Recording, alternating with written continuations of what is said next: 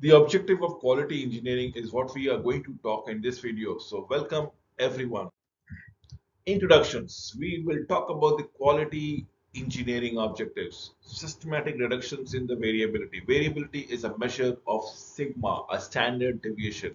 Sigma or standard deviation, which decreases with the reduction in variability.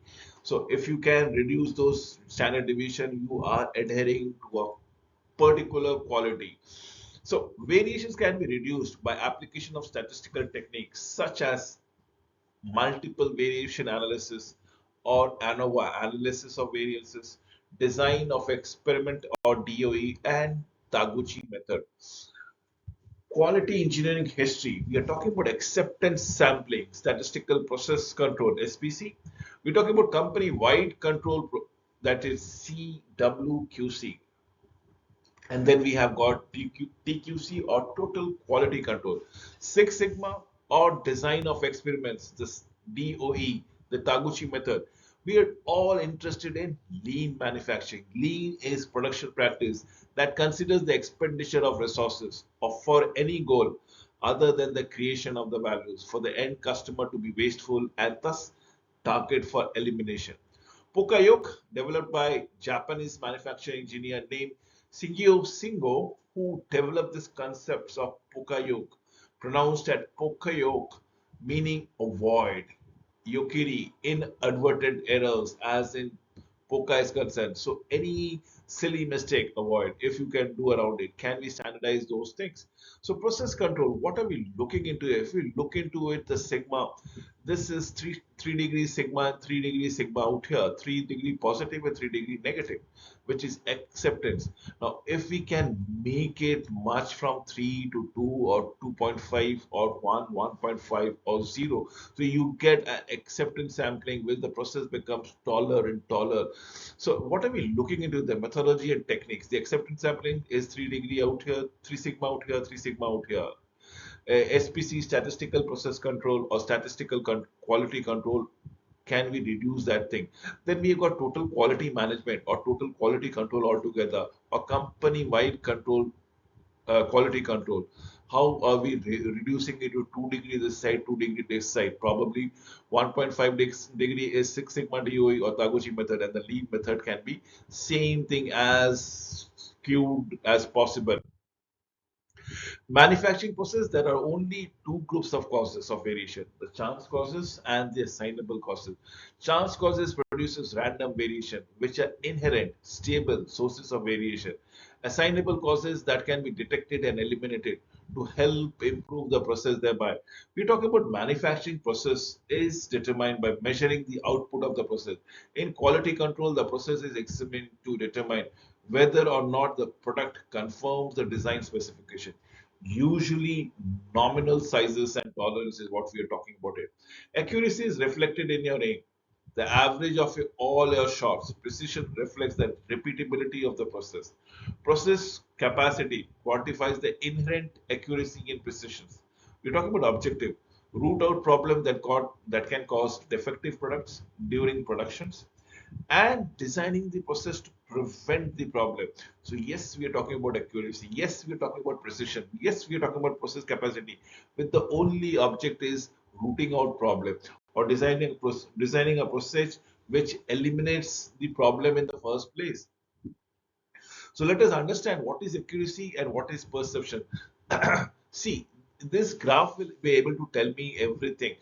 Accuracy, but precision is low. You know, the target is out here with my red dot, where the marker is all about it.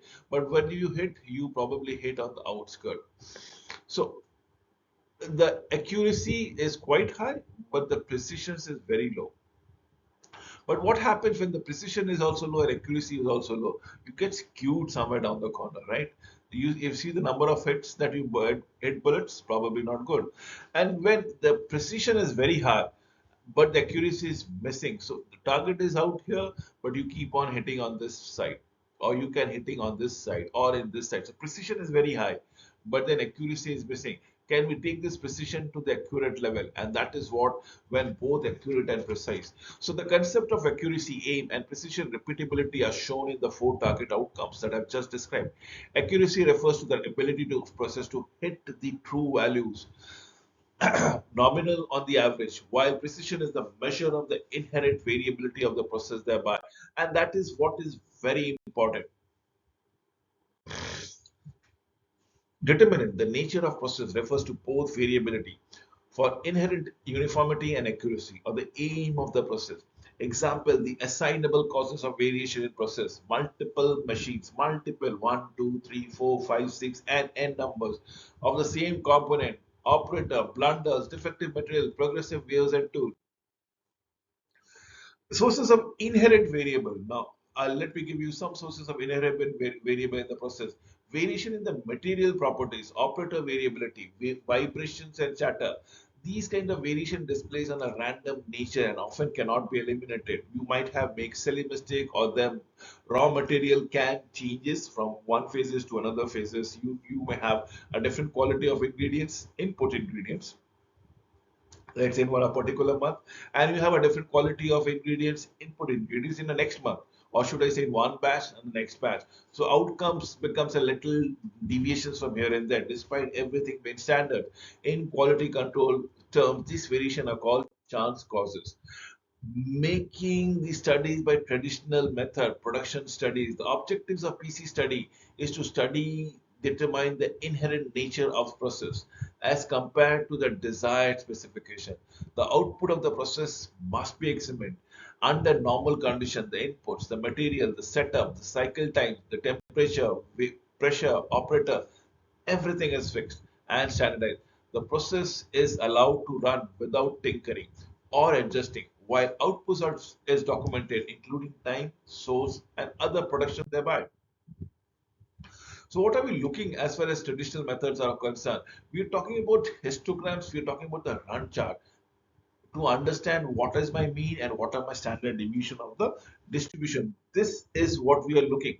In terms of histogram, it will give me a frequency distribution representation where it has been hitting it out. Remember, it was precise but not accurate when it was hitting onto a certain area of the target but not at the target. So that uses rectangle whose width represent the class interval. It's like a bar chart whose heights are proportional to the corresponding frequencies. All the observation within the interval are considered to be of same value, which is the midpoint of the interval. The histogram is a picture that describes the variation in the progress. Histogram is used to determine the process capacity, compare the process with specification. Under specification USL limit and the lower specification limit USL. So we have upper specification and lower specification to suggest the shape of population, indicate discrepancy in data. Disadvantages, trends are shown. Time isn't counted at all. What I'm trying to tell it to you is the histogram that comes around here. Figure shows the histogram. The output means M from the process versus nominal and the tolerance specified by the designer versus the spread as measured by standard deviation. So what is the sigma, standard deviation sigma? Here the nominal is 49.2, which is the nominal. Remember, this is absolutely 48 and 50. In between will be 49.2. But what is the upper limit? Upper supplied limit is 62 and lower supply limit would be 38. Now this is what we need to understand, 38 and 62. If you look out here, where the mean is approximately 50.2 and sigma is all about 2. So run chart or diagram, a run chart is a plot of quality characteristics as a function of time. It provides some idea of general tens and degrees of variability. Run chart is very important at the startup to identify the basic nature of process. Without this information, one may use an inappropriate tool in analyzing the data. For example, a histogram might hide tool wear. If frequent tool changes, adjustment are made between groups and observation. Give you an example of run chart. You look at it, the length of the manufacturing component are measured. A run diagram. This is a run diagram. It's constructed to determine how the process is behaving during, let's say, a 34 hours period. The measurements are measured every hour, every 60 minutes and plotted. Let's say the first shift. This is what the production schedule says: 35, 40, 27, 30. Now, every time 35, 40, 27, 40, every hour that we are looking into it, the second shift similarly comes around it. See, there's a break. There's a shift break. So we have the shift break that comes around here. And then again it has been done. Now what are we looking into it? This is known as a runtime, an example of a run chart, which can reveal trends. And the trend is it is going down. Behavior not shown in the histogram per se. Process capability is what we are looking. The figure process capability study compares the part as a made of manufacturing process to the specification called designer. Measurement from the parts are collected to the run. You need to understand this is a histogram. This is what we are talking about. The mean deviation to the compared the standard deviation compared to the USL and upper service limited or low service limited. So this is what we are trying to ascertain. Similarly, for example, of process control, look a bell curve that we have formed around. It's a normal curve that is usually the cases. There is a histogram that comes around it. Example of calculation of obtaining estimates of the mean and the standard deviation in the process thereby. So what are we looking into it? If we study it, the production curve studies, if we are looking by traditional method, mu is the average mean plus minus 3 sigma defines the natural capacity limit and the process, assuming the process is approximately normally distributed. A sample is a specific limit size and is drawn from population. Absolutely. It can be a whole population of which we take a small sample. Population is a large source of item which can include all items. The process will be produced under specific condition. In case if you don't understand what we are looking into it, I would request all the audiences to watch this video repeatedly, time and again. This is what a bell curve is all about. It. This is a normal curve. Looks like a bell, right? And that is why it is known as a bell curve. This is the mean, and then we have the standard deviation from the mean. And this is what 6 sigma is all about: 3 sigma minus negative and 3 sigma positive. So we are talking about the centering leverage. This is my optimum accurate objective, but then there might be precision that goes around it. This is spread.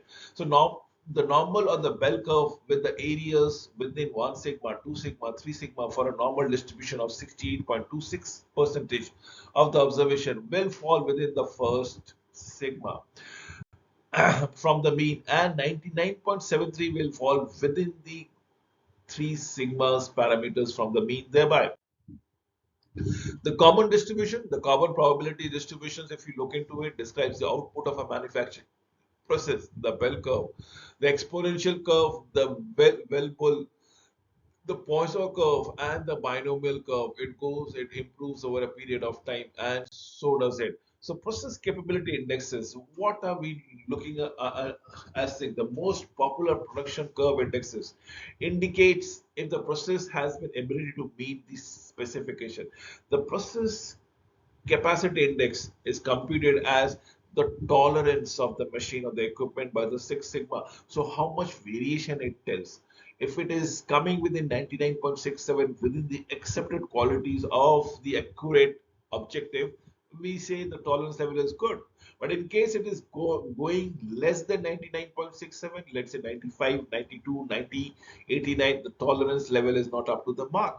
So upper service limited and lowest limited divided by 6 sigma, a value of 1.3 is considered good. The process capability ratios only looks at the variability or spread of the process compared to the specification in terms of sigma. It doesn't take into account the location of the process mean. Mu, another process capability ratio is off-center process. What we are talking about, the minimum of the CPK and CPU. What we are talking about, minimum of the capability ratios.